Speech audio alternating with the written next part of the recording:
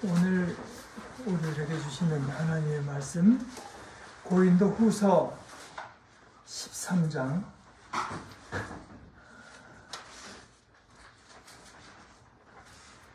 5절에서부터 9절까지의 말씀입니다. 고린도 후서 13장 5절에서부터 9절까지입니다. 제가 새 한글 성경으로 다시 읽겠습니다. 스스로를 시험해 보십시오. 여러분이 믿음 안에 있는지를요. 스스로를 검증해 보십시오. 여러분은 스스로에 대해 알아차리지 못하십니까? 예수 그리스도께서 여러분 가운데 계시다는 것을요. 그렇다면 여러분은 실격자로 판명된 사람입니다. 우리야말로 실격자로 버려진 사람이 아니라는 것을 나는 여러분이 알게 되기를 희망합니다. 여러분이 어떠한 나쁜 짓도 저지르지 않게 되기를 우리는 하나님께 기도합니다. 우리 자신들이 합격자로 검증된 사람이라는 것을 드러내려고 그러는 것이 아닙니다. 우리 자신들이야 실격자로 버려진 사람처럼 되더라도 여러분은 좋은 일을 하도록 하기 위해서입니다. 우리는 무슨 일이든 진리를 거슬러서는 할 수 없고 진리를 위해서만 할 수 있습니다. 우리는 약하더라도 여러분이 강할 때 우리가 기뻐하니까요. 우리는 이것을 위해 곧 여러분이 말끔히 해결하는 것을 위해 기도합니다. 하나님의 말씀입니다. 감사합니다.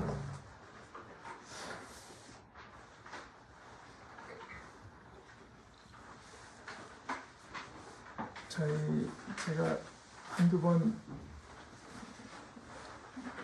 인용한 적이 있는 것으로 생각합니다만은, 제가 신학교 다닐 때 본래 이제 전직이 변호사였다가 신약 성경을 전공한 교수 하나가 강의 시간에 갑자기 이런 얘기를 한 적이 있습니다. 다른 교파도 그런지 모르겠는데 침례교인들은 침례교인들을 지칭해서 얘기하기를 좋아한다고 제가 느꼈어요. 그분이 캐나다 분인데 그분이 목소리가 아주 이렇게 튀어나오는 목소리, 그때 이렇게 우리를 보면서 얘기를 해요. Can a Baptist lie? 침례교인이 거짓말을 할 수 있는가?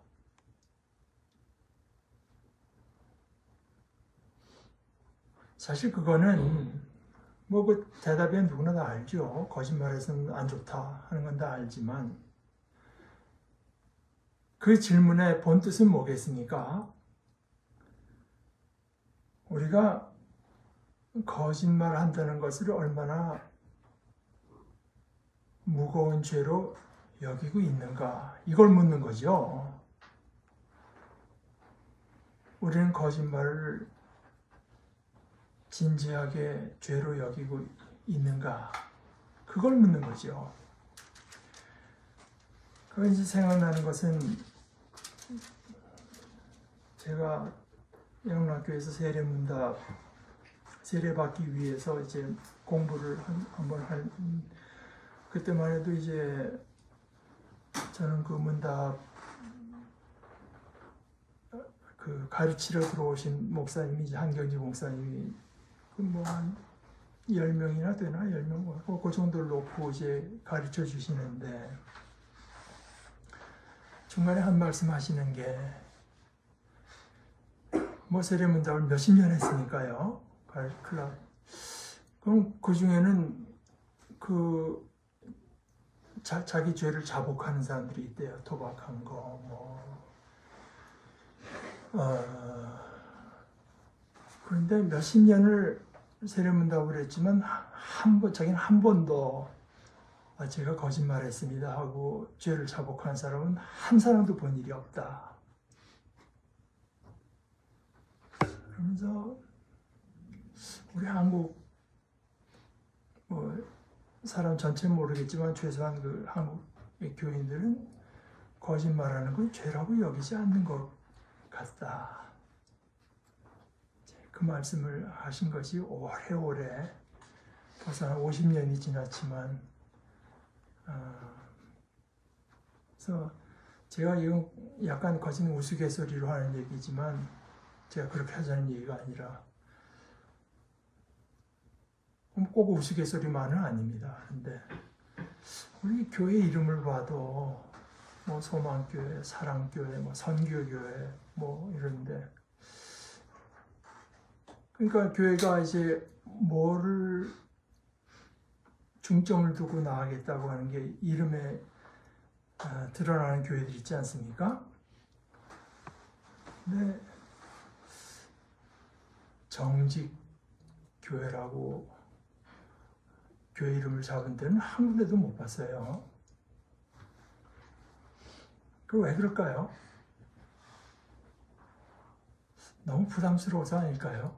교회 이름을 정직이라고 하기가 너무 부담스러워서 그런 거 아닐까요?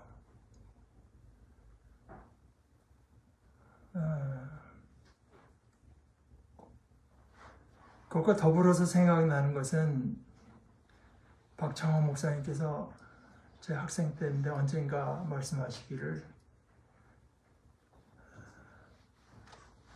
내가 생각하고 느끼는 것을 정직하게 말하는 훈련을 해야 된다. 정직하게 표현하는 훈련.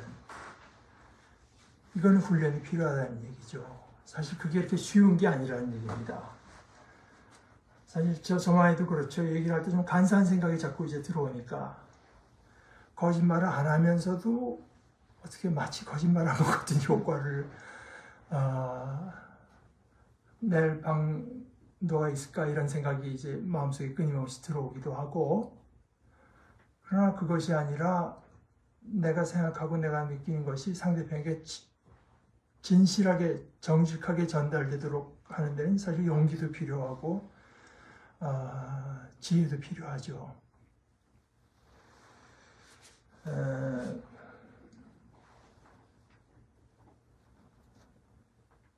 오늘 아까 우리 정준석 형제가 읽어주신 이사야서의 말씀은 그 이스라엘의 그 지도자 이사야는 이제 700년 초반 그때 예루살렘 남왕국 예루살렘 이제 북왕국은 곧 멸망하게 되어 있습니다만 이제 남왕국 예루살렘에서 예언하던 선지자인데 거기도 아마 그때만 해도 두 나라가 다 건재했을 때에서 그런지 양쪽을 다 이제 대상으로 삼아서 하나의 말씀을 전한 것 같아요. 5장 7절부터 제가 늘 버릇하곤 하는 귀절인데 이스라엘은 북왕국이 있습니다. 북왕국 이스라엘입니다. 만군의 주님의 포도원이고 남왕국 유다의 백성은 주님께서 심으신 포도나무다. 주님께서는 그들이 선한 일 하기를 기대하셨는데 보이는 것은 사륙뿐이다. 주님께서는 그들이 옳은 일 하기를 기대하셨는데 들리는 것은 그들에게 희생된 사람들의 울부짖음뿐이다. 이거를 이제 주님께서 결국 좋은 포도를 얻어내려고 포도나무를 심었는데 이거 뭐 동시 쓸데없는 열매가 맺혔다는 얘기를 하시면 이제 이사야를 통해서 하시는 것인데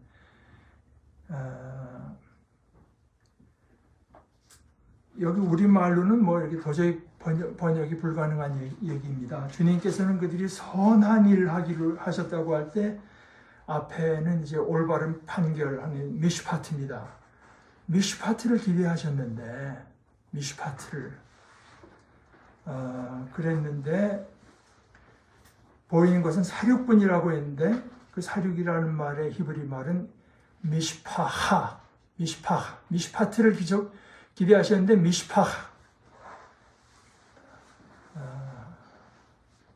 피소듬입니다. 피소듬.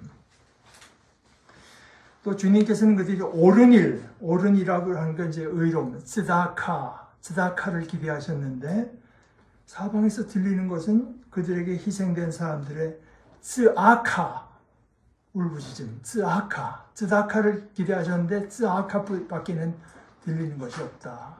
억울한 일을 당한 사람들의 울부짖음.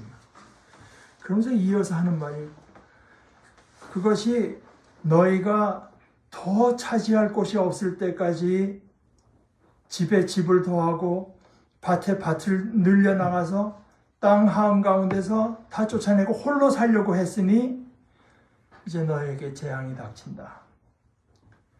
만군의 주님께서 나의 귀에다 말씀하셨다. 많은 집들이 반드시 황폐해지고 아무리 크고 좋은 집들이라도 텅 빈 흉가가 되어서 사람 하나 거기에 살지 않을 것이다.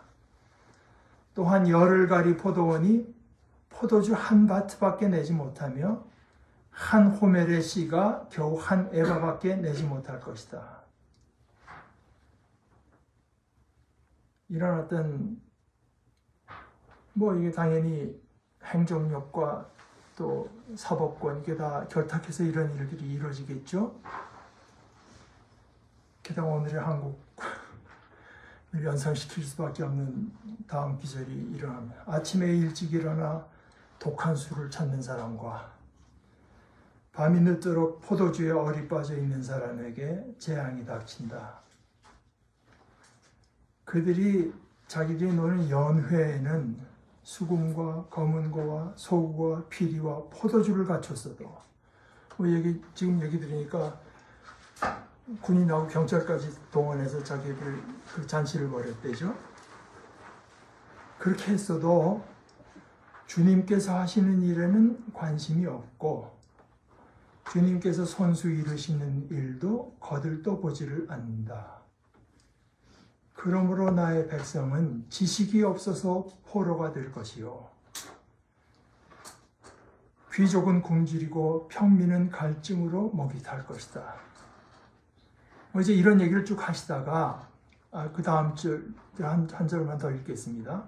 그러므로 스올, 이건 죽은 사람들이 가는 데입니다. 스올이 입맛을 크게 다시면서 그 입을 한없이 벌리니 그들의 영화와 법석거림과 떠드는 소리와 즐거워하는 소리가 다 그곳으로 빠져들어갈 것이다. 그러다가 이제 한 석절 뒤에서 나오는 말이, 이렇게 엄청나게 이웃을 괴롭히고 거짓으로 이웃을 괴롭히고 이제 자기들의 어떤 욕심을 채우는데 그것과 같이 가는 게 있습니다. 그게 거짓입니다. 그래서 18절에 거짓으로 끈을 만들어서 악을 잡아당기며 수레에 줄을 당기듯이 죄를 끌어당기는 자들에게 재앙이 닥친다.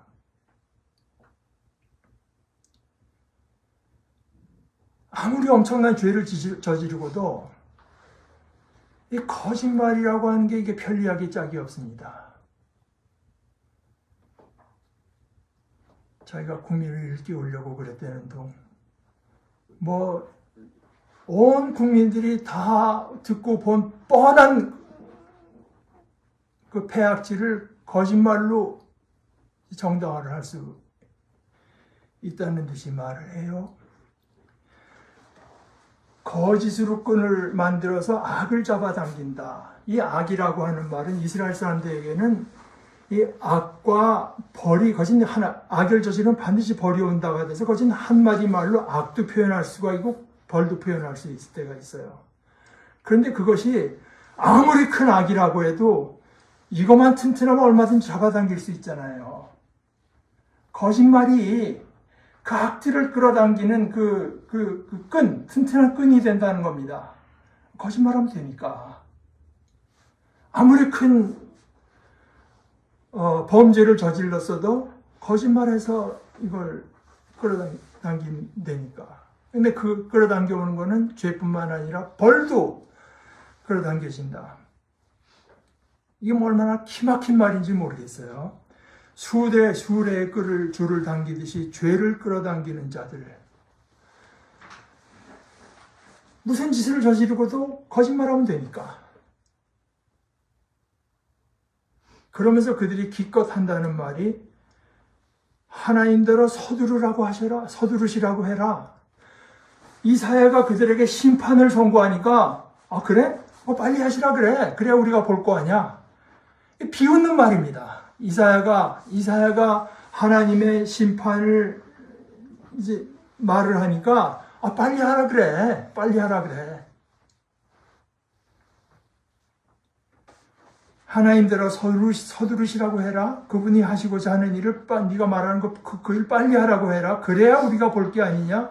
계획을 빨리 이루시라고 하여라. 이스라엘의 거룩하신 분께서 세우신 계획이 빨리 이루어져야 우리가 그것을 알 게 아니냐 하는구나.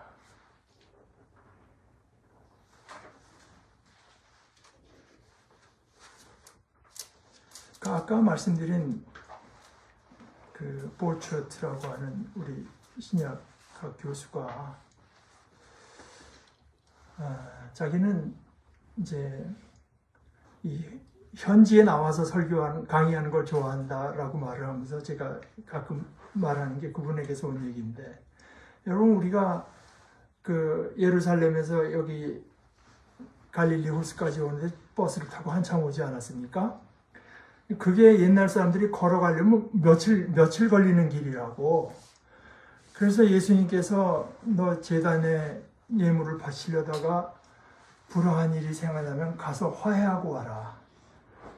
이게 뭐 집에 한 5분 차 타고 가서 화해하고 오란 얘기가 아니라, 예루살렘에 예물을 다 갖고 왔다가 내가 내 이웃 사람이랑 이게 불화한 일이 있지. 놓고 이틀을 걸어가서 화해하고 다시 이틀을 걸어와서 그걸로 하고 와서 그때 예물을 드려라 하는 얘기라고.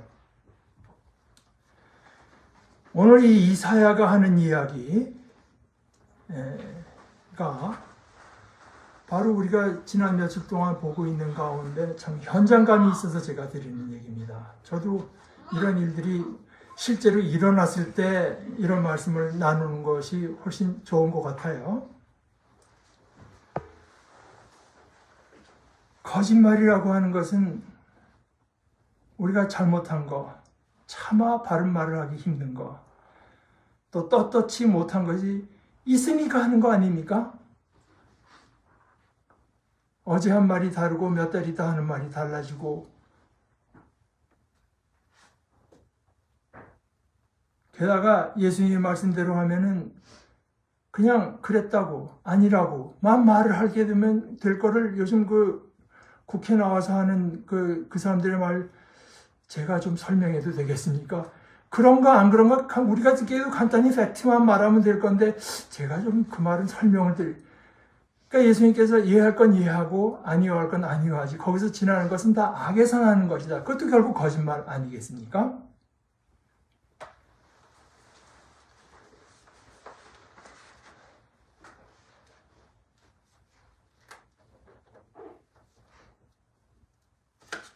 아까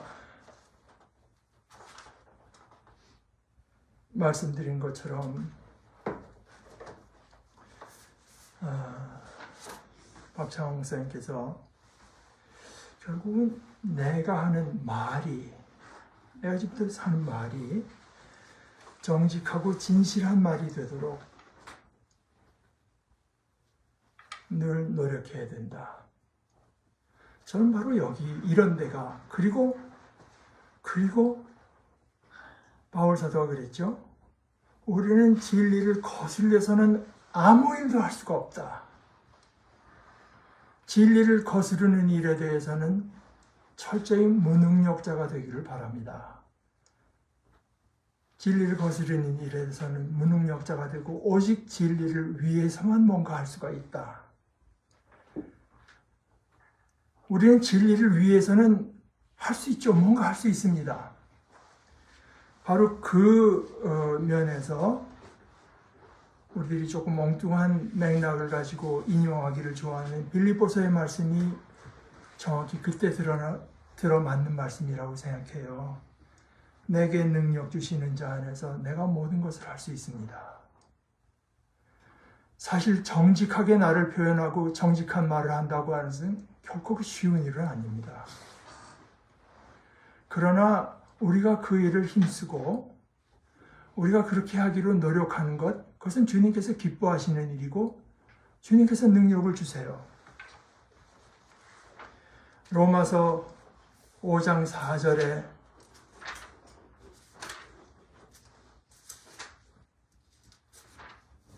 바울 사도가 이런 말을 했습니다.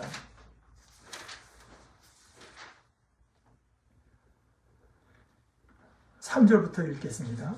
그뿐만 아니라 우리는 큰 어려움들을 자랑스러워합니다.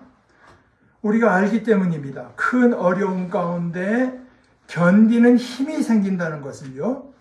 또 견디다 보면 굳세지고 굳세지다 보면 희망이 생긴다는 것을요. 저는 사실 그게 뭐 그때 얘기는 들었지만 처음에 미국에 갔을 때 사방에 뭐 9불 99센트, 뭐 4불 98센트, 뭐 9불 99면 그게 10불이지. 4불 98, 그게 5불 아니겠습니까? 그때 제가 혼자 마음속에 든 참 순진한 생각에 다 그런데 9불 90가라고 안 쓰고 10불이라고 표기한 가게마다 크리스찬의 가게라고 하면은 그게 얼마나 엄청난 효력이 있을까. 저는 뭐 그쪽 이게 내막은 하나도 모르고 하는 얘기입니다만은 남이 다 9불 99 쓰는데 10이라고 쓰는 것은 그게 쉬운 얘기는 아니겠죠. 어떻게 생각하면은 혼자 잘난 척하는 것 같기도 하고. 그러나 그때 이제 견뎌내야 되거든요. 우리는 큰 어려움들을 자랑스러워합니다. 우리가 알기 때문입니다. 큰 어려움 가운데 견디는 힘이 생긴다는 것을요. 이게 자동적으로 생기는 게 아닙니다. 큰 어려움 생기면 다 힘이 생기면야 대한민국 모든 국민들을 다 깜빵에 한 1년씩 쳐놓으면 다 견디는 힘이 생기겠죠. 어려운 일이 닥쳤을 때 우리가 버텨내려고 애써야, 버텨내려고 안간힘을 써야 견디는 힘이 자라게 되죠. 쉽게 포기해버리면 그 견디는 힘이 생깁니까? 큰 어려움 가운데 견디는 힘이 생기고 그렇게 견디는 힘이 생기다 보면 여기 굳세진다고 했는데 영어 번역에 제가 좋아하는 번역, 캐릭터가 생긴다. 그 사람의 인격, 성품이 생겨난다. 자꾸 견디다 볼 때 그 사람의 그것이 인격화하게 됩니다. 됨됨이가 되고 그런 됨됨이까지 이르는 사람에게는 뭐가 생기느냐? 희망이 생긴다.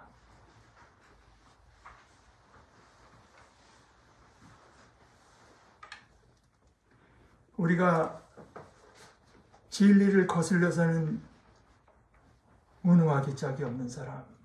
그러나 나의 순간순간에 누구랑 이야기를 하고 누구랑 대하든지 간에 지금 내가 말하는 말과 내가 짓는 표정과 내가 말하는 어투와 이런 모든 것이 나를 정직하게 표현하는 것인가 하는 것을 생각하면서 그에 따르는 부담감을 견뎌내기 위해서 애쓰는 사람들, 우리가 그 일을 힘쓸 때 그것이 바로 주님께서 우리를 불러주신 그 부름에 맞는 거라고 하는 것을 마음속으로 확인하면서 그 일을 힘쓰는 사람들, 그런 사람들이 아까 말한 대로 여러분은 자기가 믿음 안에 있는지를 스스로 시험해보고 스스로 검증하는 사람들입니다. 우리 같이 기도하십시다.